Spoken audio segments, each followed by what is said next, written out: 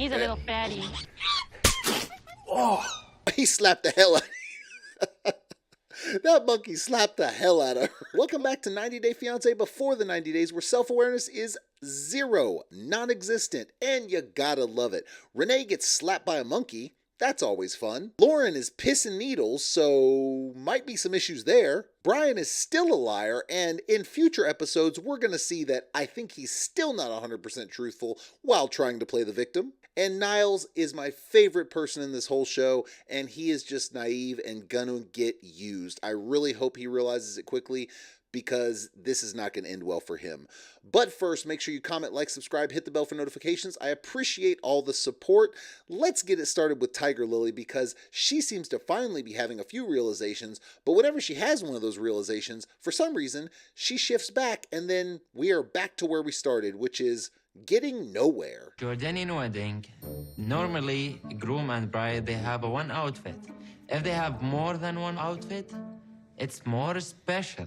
This guy is nothing but short of a diva, because all he is I mean, every time I see him, you cannot unsee Zoolander. You just can't. That's what this guy is. He's the model type that needs everything done extravagantly, and multiple times he says, this is not typically how a Jordanian wedding goes, but it's just because of him. So we're going to see how he makes it the Adanon show more and more. This is definitely a double standard. Which is? He's like shirtless in our changing room with Chey here. And it's almost like he doesn't give a damn what you think or give a damn about double standards. But then again, you are in another country, so the question isn't so much what it is now. The question is, if you bring him over to the United States, are you going to start saying, yeah, but this is how we do things? The fact is, you didn't even do a rudimentary amount of research onto what you were marrying into when you were marrying a Muslim person and going to Jordan to do all of this. So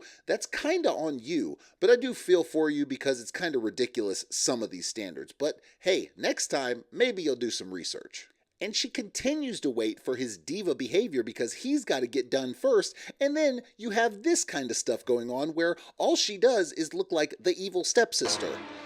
I mean, come on. If that is not the evil stepsister right there, I don't know what is. But does that make him Cinderella, or does that make him an even more evil, like Prince Charming, I guess?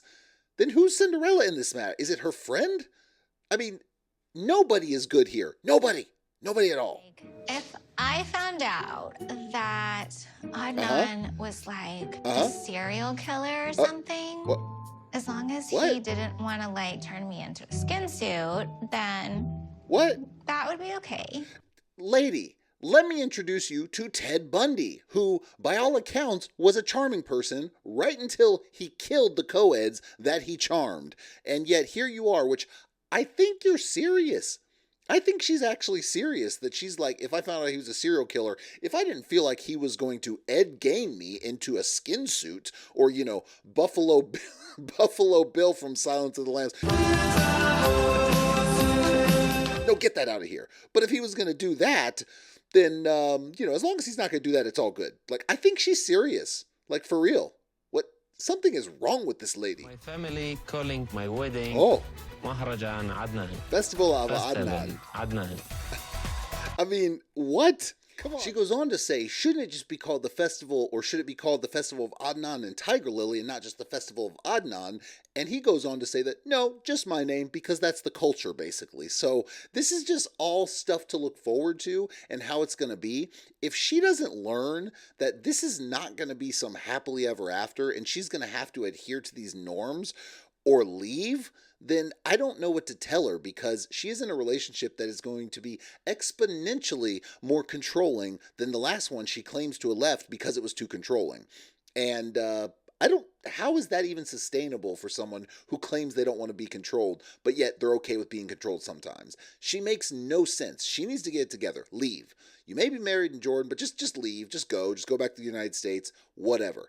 Get out. Loren and Faith continue to be a fun bunch because, well, let's be real. Faith keeps talking about how Loren is great and all these kind of things, when in reality, Loren has an STD currently and is still not revealed this, but is pissing needles. So that should be fun, and yet Faith can trust him. Sure. We feel confident and beautiful. Does he? For the first time, it feels like a man really cares about me. No, he doesn't. And you know what? I feel bad. I feel bad for Faith because I think Faith comes off as pretty genuine overall. And yet Loren comes over there and is just like, I'm not only going to not be faithful, I'm going to still sleep with everyone I want to and have an STD and still not tell you until after we do a little bit of fun dating things. Yeah, that seems like a good person, doesn't it? But his recent honesty about his finances and plans show me he is serious about our relationship.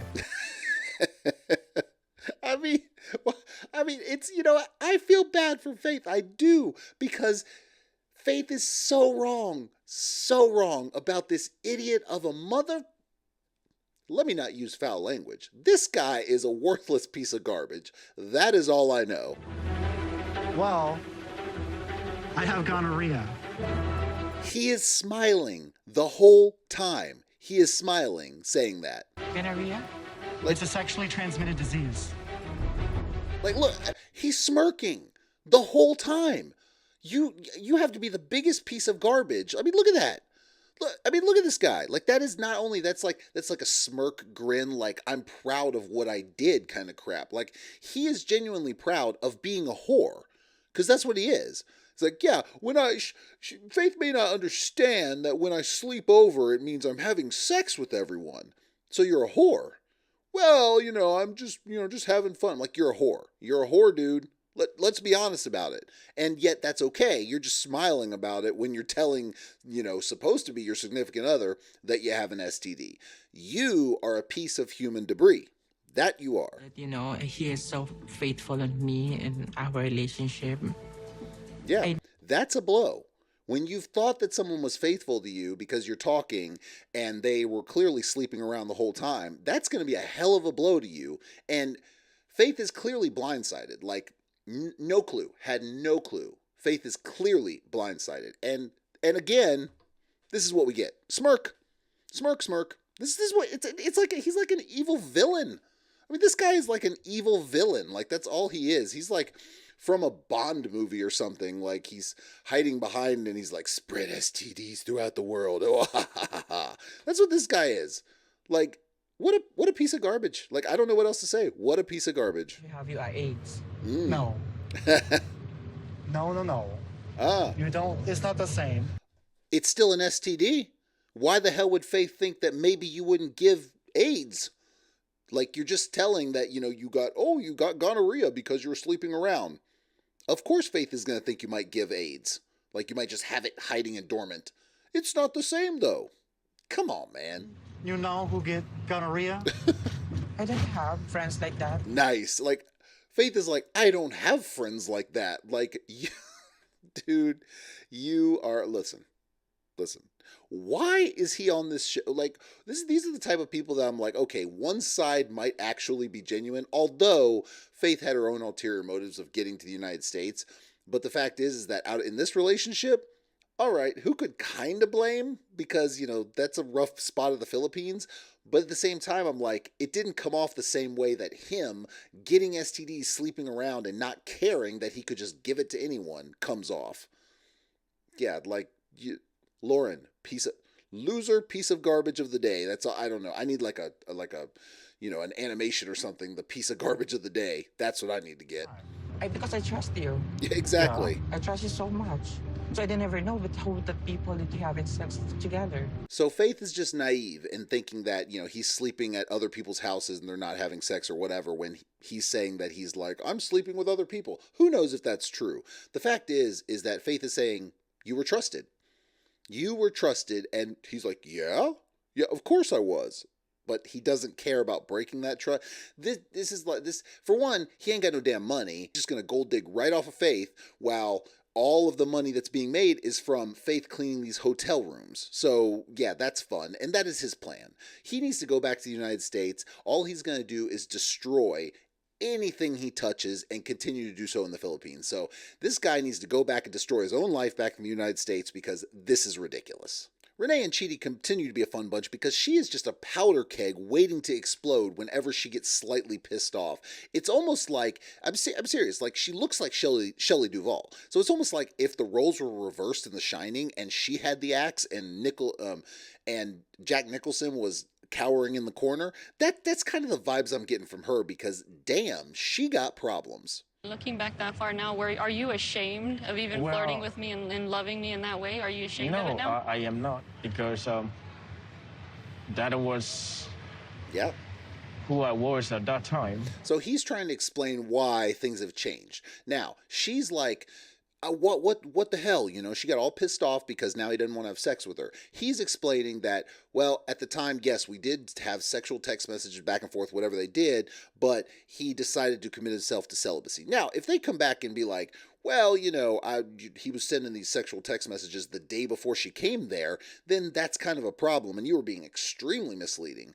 But if this was going on a while ago and he changed his mind, I get it. Now, should he have talked to her about it? Of course he should have. But it is what it is. Things change. The fact is that's not even the biggest problem. The biggest problem is that she is crazy. She's insane. Insane in the membrane. You can't get past that crap. She's got problems. Her and his sister might come to blows. But we'll see where that goes. I'm not a sex-crazed person. I didn't come all the way over here just for that. I came all the way over here to feel the love from Chitty specifically, so...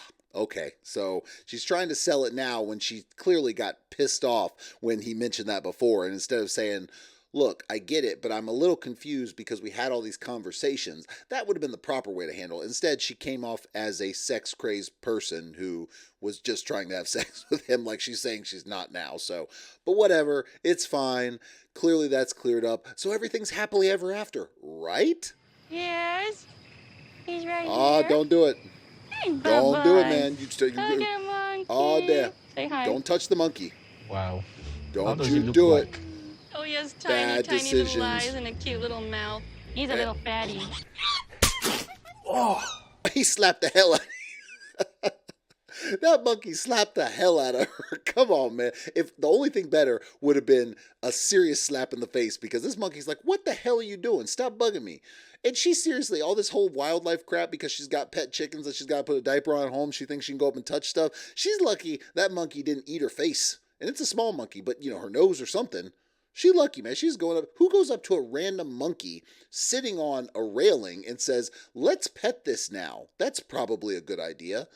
You know, she might not make the best decisions in the world. I think we might need to explore that a little bit. It allowed me to feel closer to him than anybody I had ever been with. His blindness has made me feel closer to him because she didn't have to feel self-conscious. Okay, crazy lady. It's crazy how it happened with him losing his eyesight on 2 different incidents. I definitely don't think that's no coincidence. What's it? I think something spiritual happened to him that made him lose his sight so that we could come together. She just made it about her. Instead, you think God is sitting there making that man blind so y'all can come together? Are you crazy? It's like something spiritual happened. Oh, by the way, you know, the whole Apple story he's talking about, like, so Apple just don't fall on his head and everything. Yeah, but he also explained that happened, and then a year later they said I had glaucoma. I'm not sure if the Apple thing had something to do with it, but it might be connected. And yet she is still trying to, the lady that said, it basically made fun of his religion is saying that, oh, I think God made him blind to bring us together. This lady, she might seriously be textbook narcissist. I mean, there is something wrong with her. Something seriously wrong with her. Honestly speaking, Renee's interest in my condition is one of the things that makes me love her the most. Does it now? But she says bizarre and weird things like my blindness is for a purpose, which is outlandish and kind of insulting. Exactly. You know, he went through that.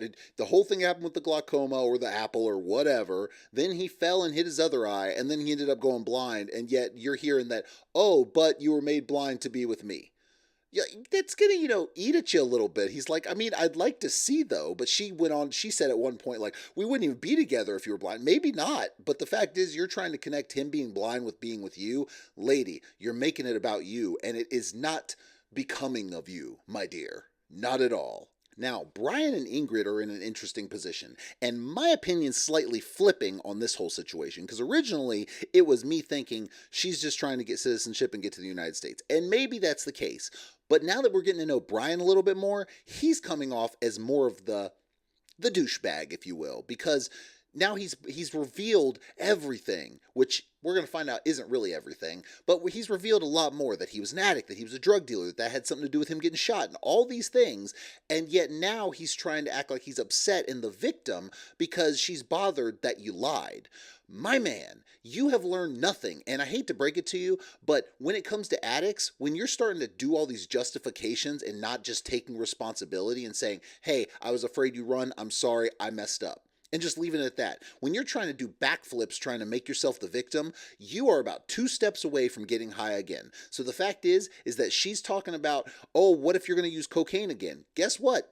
There's a good chance he's going to use cocaine again. The only thing stopping him, really, until he gets his shit together, is that he's in a wheelchair and it might be a little bit harder for him to actually get there. Just mobility, that's it. But the fact is he knows nothing and has learned nothing when it comes to actually being clean and being an addict that's trying to remain clean. So, there's going to be problems there. I did not expect her to react the way that she did. Why? It shows a lack of compassion, and it makes me look at her in a different way. He is trying to set it up like he knows he messed up. He knows. He's trying to set it up like she's the one that did wrong, when he's been lying the whole time.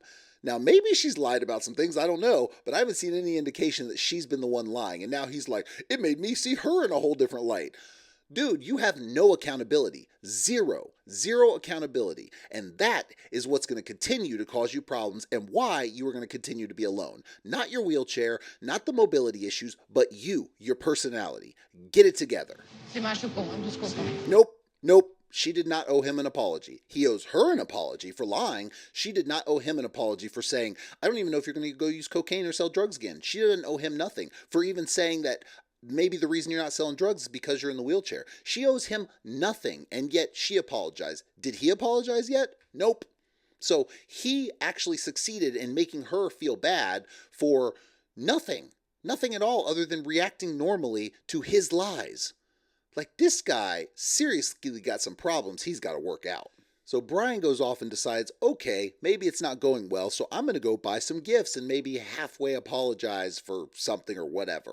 So then he just shows up at her house, which she said, I need more time. I'm not ready to introduce you to my son yet. But he decides to go there anyway. This is where she's starting to make mistakes. Do passado dele, eu ainda me disponibilizo, sim. Nope. You made the right decision waiting and saying, I'm not going to introduce you to my son yet. That was the right call when you knew he was lying and knew he was causing some problems, and the fact that he wasn't completely truthful about things. How are you going to introduce him to your son, who, when you decided to wait, was the right call and the right protective measure? But now you're letting down your guard because he brought you flowers and brought a gift for the boy. Yeah, this is where you're starting to make mistakes. Obrigada pelas flores, obrigada pelo presente do meu filho. Obrigada. All right, look at the face. Look at the face right there. That was I feel bad and I feel like I need to kiss you kiss. There's no emotion there. There is no connection there. She's checked out, but yet she still feels a little bit bad. Maybe it's because of the wheelchair. Maybe it's because he brought a gift to the kid. Either way, this is nothing more than her feeling guilty. There's no way this goes anywhere. There's no connection there for her. He might want to stay in it because, well, he's trying to find a relationship that's willing to be with him despite all his many flaws that he hasn't worked out, and he's in his 50s. She, on the other hand, could find someone else. Time to get out now. Doesn't matter if you feel bad. You have a 2-year-old. You have a 2-year-old that's in this too. It's not just you. And if you were just trying to get to the United States, I'm sure there's a million other guys that'll bring you to the United States. I don't condone that, by the way. That's wrong on her end. But as far as it goes for this relationship, end it now. End it now. Now, Sonny and Bea, they haven't met yet. She's flying over there to meet him with her ex-boyfriend in tow, who, by the way, I'm pretty sure the ex-boyfriend still has emotional connection, would still be with her, and I don't understand why. They've gone in separate directions. I know they lost a kid, they had a miscarriage, and that's a tough one. I can't even begin to understand, but at the same time, they have this connection. They should just be together. Instead, she's trying to go to South Africa to meet a guy who, let's just face it, it's not going to end well either for that aspect. But yet, she's bringing her ex-boyfriend and she hasn't told him. That's not going to be a good thing at all. They get to the airport, and then she's trying to hide her ex-boyfriend and let him sneak out of the airport. So at the end of this episode, we didn't actually see that confrontation yet. That's going to happen next time, so no clips for that one yet, but it should be interesting. And it looks like she might just be willing to leave her ex-boyfriend hanging there if it doesn't look like it's going to go well with Sonny knowing it's a bad situation. Bad. So we'll check on that next week. But Niles and Matilda, they're you know what? Niles is my favorite person. He is my favorite person on this show, and Matilda is a gold digger trying to get to the United States. I say gold digger not because he has a ton of money, but because she's trying to get to the United States and she has ulterior motives. It has nothing to do with love for her. For him, it has everything to do with love. He talked about how he didn't feel like he could actually find someone until he found her. So I feel awful for this guy. We need to get support behind this guy to get, to find his happily ever after, because it ain't Matilda. Because I'm finally going to be able to talk to Matilda in person. Yeah. I'll be able to squish her cheeks. I love it. Squishy. How could you not love this guy? Squishy. You gotta love this guy. I mean, like, come on, man. We need just look at that. Look at this guy. This guy's all. I want to hang out with this guy, man. I want to be this guy's friend. Like, for real. This guy's awesome. And yet he's about to get used and abused by someone who just wants to get to the United States and is almost not willing to take no for an answer when it comes to their wedding over there in Africa. So I hope he realizes it, man. I'm going to hang one day, mark my words, I'm going to hang with this guy. I love this guy. I would have liked for them to have been here with me. So what he's talking about is his family, his parents don't accept this relationship, and it hurts that they're not there to support him. The problem is that I don't know what was said. All he's saying is they don't support it and they're not there. But it sounds like that they're trying to tell him that there are some red flags here you might need to notice, and we cannot be a part of this because this is not something that's good. This is something that's going to hurt you. But he's not willing to listen because he wants love so bad. And that's what makes me feel bad for him, because all he wants is someone to spend his life with, to be happy with, to get married, to live that happily ever after. He would be the most devoted guy, and he would just treat whoever it is like a queen. And if they treat him right, they could have the biggest happiness ever. But instead, he's getting someone that is not going to be that. And unfortunately, because he doesn't like confrontation, she's going to run all over him. And I feel awful for him for that. But his parents probably had some good points, and he really didn't want to hear it because he wants it so bad. And that's one reason why I feel awful for him. Who could love me, who could give me that love and compassion that I was seeking my whole life. See, that's what I'm talking about. You hear stuff like that, and you're like, God, I want it so bad for you, but this ain't it, man. I just want to go and find this guy, have a sit down with him and say, look, I know you don't know me, but listen, you got so much to offer, my man. You just got everything to offer, and this ain't it. Like, I'm sure we can figure out and get you on some blind dates, some people that will really appreciate you and really appreciate the support, the love that you can give, but this ain't it. And you just have a sit down. I wish he would have some. Obviously, the people he works with seem to have those concerns. I don't know how close they are. I wish he had some friends that would just sit him down and say this. Now, that being said, we don't always listen to our friends. If we want to do what we want to do, I get it. I just feel really bad for him. I really do. To me, Fiance is a boring place. They don't have club. They don't have big restaurants. Oh, so it's starting to see what she wants here. She's bored at the place. She wants to get out. She wants to find something better. You see a pattern going on here? Because I do. It makes me happy. It makes me laugh. That's why I love him. What the hell? He sends you money though, right? Yes, if you date someone, would they not? Yes, you don't date a girlfriend, just wire them money. That's not what you do. Her motives are abundantly clear. So not only do we know that this is just, whatever this whirlwind they have and they're trying to marry, but he's been sending her money. And I even feel even more bad for this guy, because any regular person, I'd be like, what are you doing? You're being an idiot. You're sending them money, and yet you think they really love you? But this poor guy is looking for love so hard. He's autistic. He doesn't feel like he can relate to anyone, and he feels like this person actually relates to him. He doesn't understand. He doesn't get those social cues. He doesn't understand those red flags that his parents are probably trying to tell him. And yet, all she's doing is using him, and it's abundantly clear before they ever met. Now, she may not be actually saying, of course you should send me money. I don't know. But the way she's pushing for the wedding would be a red flag for a good amount of people. So, the red flags are there. I just don't think he recognizes him. And I wish someone could just shake him and say, man, you got so much to offer, but not to this chick. Not to her, because she is using you. Then she goes on to say that before they get married, he has to pay, the price for the bride and everything, which I know other cultures have this, but listen to what she says some of those things might entail. Quote for the mom, quote for the dad, suitcase. So suitcases. Schnapps. Oh, some schnapps. Earrings. Slippers, shoes. Okay. What? What the hell are you talking about? Earrings, slippers, shoes, schnapps, suitcase, clothes for my mom. Is this like a dowry where you just pay a certain amount of money, or is this just taking your family on a shopping spree? Because it sure as hell doesn't seem like a cultural thing, and more like we're just going to get whatever we can from him, and then I'm going to marry him, live happily ever after, get my citizenship, and dump him because you never really loved him to begin with. And that poor guy is going to have a bunch of debt and then be heartbroken when you used him the whole time. This lady is a piece of human debris. I'm sorry, but why am I saying I'm sorry? I'm not sorry. She is. She's using him. She's using this poor nice guy that only wants love, and she doesn't care. She doesn't care. So I really hope he has a realization. He's already going there, but I hope he has this realization soon so he can get out and move on with his life and actually find someone who gives a damn about him, because this guy deserves it. Come on, I'm hanging out with that guy. Mark my words, I'm hanging out with that guy. Thank you for joining me. We will see where all this rolls to, but it is not looking promising for any of these ones, even the ones where I'm like, I think they deserve a relationship, but not looking great at that aspect. We'll see how it all plays out. Make sure you comment, like, subscribe, hit the bell for notifications, and I will see y'all next time.